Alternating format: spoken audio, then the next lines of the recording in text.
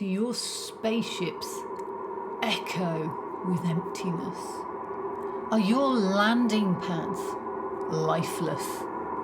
These are 5 tips, plus one bonus one, on how to quickly add minis to your scenes. The first 3 tips are all about 3D printing. Now, you might say, well, I don't 3D print, but it is the quickest way to fill a massive scene. There are so many great details and figures out there, you don't need to design your own. But my first top tip, buy pre-supported models. You may not think it takes long to support a model, but when you've this many to do, it soon mounts up. And fill your build plates, you'll get done more quickly. A plate like this will take about 4 or 5 hours to print, no matter how many things are on it. And that leads me to my second tip. Get a quick printer. Mono screens are faster and you'll get better quality out of a 4 to 8K printer. This is the new Elegoo Mars 3 and they sent it me, so thank you very much, Elegoo. It has been brilliant because it is almost twice as fast as my previous Elegoo Mars. Sadly, it's not this quick, but it does beautiful quality and I have been printing 24/7, knocking out some great minis on it. But before you can paint your minis, you need to clean them. And this is where you can save a lot of time. I used to spend ages with quite dirty IPA trying to get them clean, washing and washing with a toothbrush. Now, really simple process. I have a first pot of dirty IPA and you can see it doesn't look that dirty. I put it in the windowsill, it takes all the resin out, it kind of cures it and it sinks to the bottom. So I swoosh, technical term, my plate in that, everything's still on the plate, let it drip, put it in my wash and cure station. This may seem like a luxury, but it really speeds things up. 10 minutes on the dial. In fact, enough time to make myself a fizzy water on my new soda stream. I love this. Then all you have to do is take your prints out, pop them off the build plate, put them into a tub of hot water, and those supports magically just peel off. 2-minute curing, and you're done. Time to paint. But now you've got trays and trays full of minis, they're still just 3D prints. And mine are clear, they look a little unexciting, even with these fancy red and blue lights on them. So time to speed paint them. And this starts on top of my bins with a coat of white primer. I'm using Army Painter white primer, really liked it, would recommend.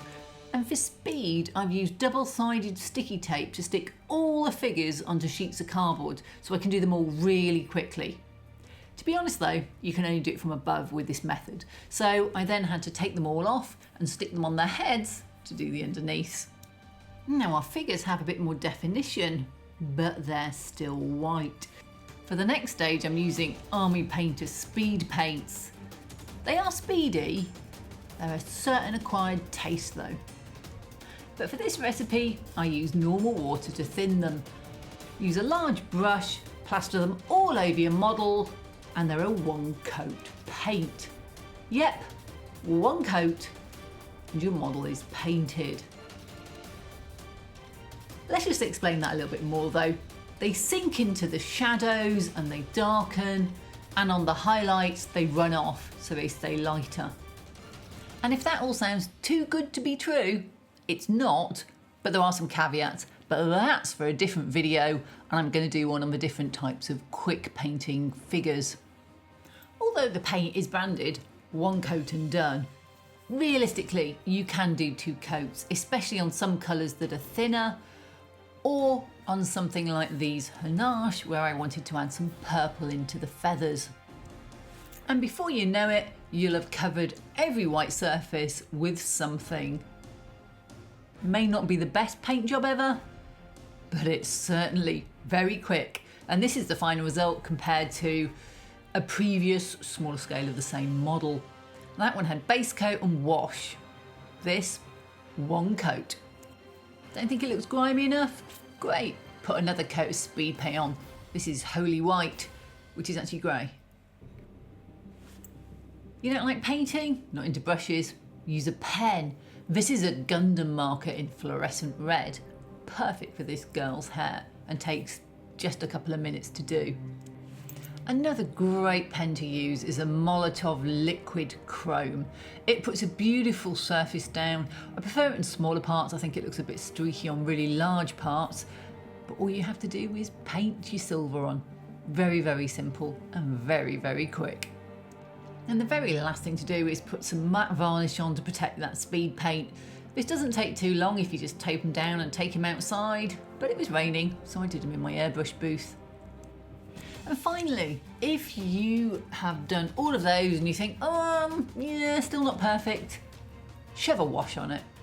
It's a quick way to add definition, little bit of weathering, little bit of depth. I use oil paint and Artist White Spirit. This is the aptly named Starship Filth. Flood your stuff with it and it will bring hidden depths out to your figures in a matter of seconds. Want to know more? I've done a whole video on washes. So there we are, 5 tips plus a bonus wash. How to fill your table with miniature figures. Now, these aren't going to win competitions, though I've got to say, I do think some of them have come out amazingly well. And for the aliens, where bright colours are really appropriate, or for the space marines, they've been stars. I think anything with a face, you may want to do with a slightly more complex type of paint scheme, but not every model you do needs to be award worthy. It just needs to fill up your table, and that's what these do brilliantly. Well, I've certainly enjoyed printing out these minis and experimenting with the paints. If you've enjoyed this video, then subscribe, hit the bell button, you know all the usual. So have a great one. See you next time.